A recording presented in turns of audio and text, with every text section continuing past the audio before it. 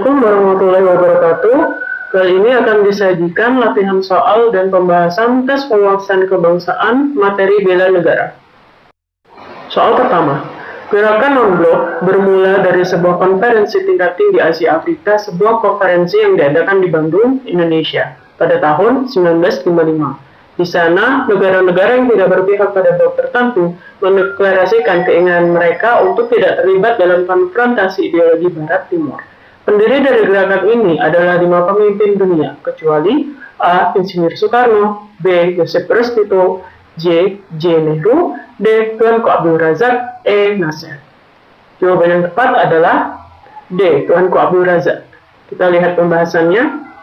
Gerakan Non-Blok atau GNB adalah suatu organisasi internasional yang terdiri lebih dari 100 negara-negara yang menganggap dirinya tidak beraliansi dengan kekuatan besar apapun. Tujuan dari organisasi ini, seperti yang tercantum dalam Deklarasi Havana tahun 1979, adalah untuk menjamin kemerdekaan, kedaulatan, integritas, teritorial, dan keamanan dari negara-negara non-blok dalam perjuangan mereka menentang imperialisme, kolonialisme, neokolonialisme, apartheid, rasisme, dan segala bentuk agresi militer, pendudukan, dominasi, interferensi, atau hegemoni, dan menentang segala bentuk blok politik. GNB ini dipelopori oleh, yang pertama ada Insinyur Soekarno dari Indonesia, kedua Joseph Broz Tito dari Yugoslavia, ketiga Pandit Jawaharlal Nehru dari India, yang keempat ada Kwame Nkrumah dari Ghana, yang kelima ada Gamal Abdel Nasser dari Mesir. Soal kedua, untuk meredakan ketegangan antara blok Barat dan blok Timur, beberapa negarawan dari Indonesia, India, dan Yugoslavia mengadakan pertemuan di Pulau Brioni, Yugoslavia, dan berhasil mencetuskan ide pembentukan gerakan non-blok.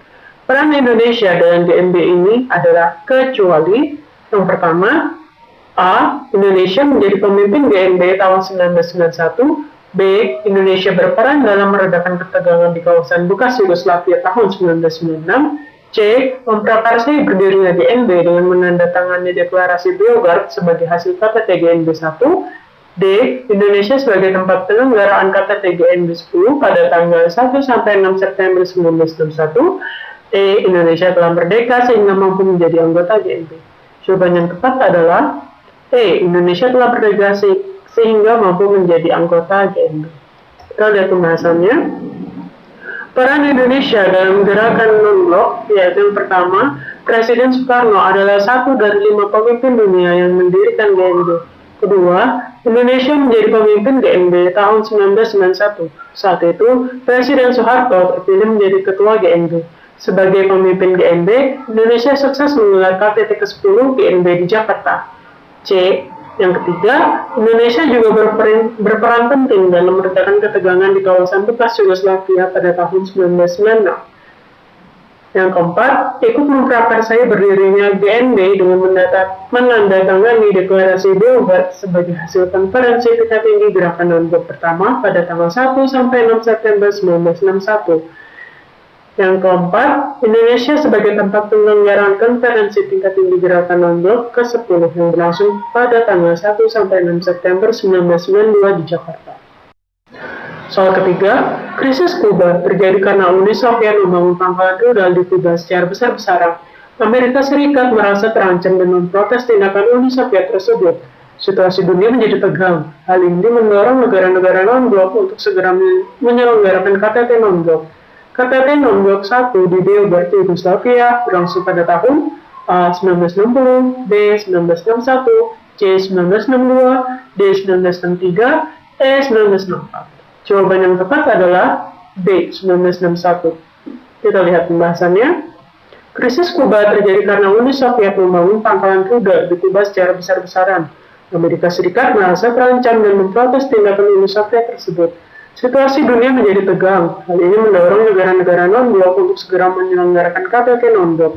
KTT non-blok pertama di Beograd, Yugoslavia berlangsung pada tahun 1961. Soal keempat, KTT non-blok adalah konferensi tingkat tinggi yang dilakukan oleh negara-negara yang menganut prinsip politik tidak terikat oleh salah satu blok. KTT gerakan non-blok ke-10 dilaksanakan di Jakarta pada 1-6 September 1992, dan pada saat itu Sekjen KTT berasal dari Indonesia, yaitu Soeharto. Hasil dari KTT tersebut adalah A. Kerjasama politik Selatan-Selatan, B.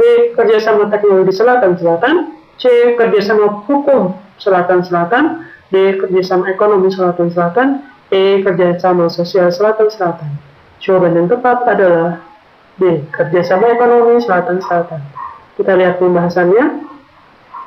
Kerjasama Selatan-Selatan adalah istilah historis yang digunakan oleh para pembuat kebijakan dan akademisi untuk menggambarkan pertukaran sumber daya, teknologi, dan pengetahuan antara negara-negara berkembang yang juga dikenal sebagai negara-negara selatan global. Salah satu aliansinya adalah aliansi ekonomi. Soal kelima, KTT non-blok sudah dilakukan sebanyak 17 kali. Indonesia berada di urutan 10 sebagai penyelenggara konferensi tersebut. Urutan ke-15 dan ke-16 adalah Mesir dan Iran sebagai tuan rumah. Kemudian KTT terakhir dilaksanakan pada tahun 2016 di A. Jakarta, B. Caracas, C. New Delhi, D. Kuala Lumpur, E. Colombo. Jawaban yang tepat adalah D. Caracas. Kita lihat pembahasannya. Sekjen KTT periode 2016 hingga sekarang adalah Nicolas Maduro yang berasal dari Venezuela. Venezuela menjadi tuan rumah penyelenggara KTT ke-17 yang digelar di ibu kotanya yaitu Caracas pada tanggal 17 sampai 18 September 2016. Soal ke-6.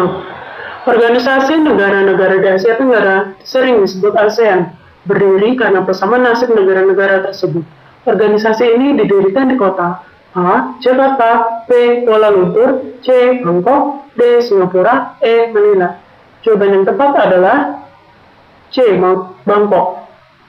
Dalam pembahasannya, Perhimpunan Bangsa-Bangsa Asia Tenggara atau Perbara, atau lebih populer dengan sebutan Association of Southeast Asian Nations atau ASEAN, merupakan sebuah organisasi geopolitik dan ekonomi dari negara-negara di kawasan Asia Tenggara yang didirikan di Bangkok 8 Agustus 1967.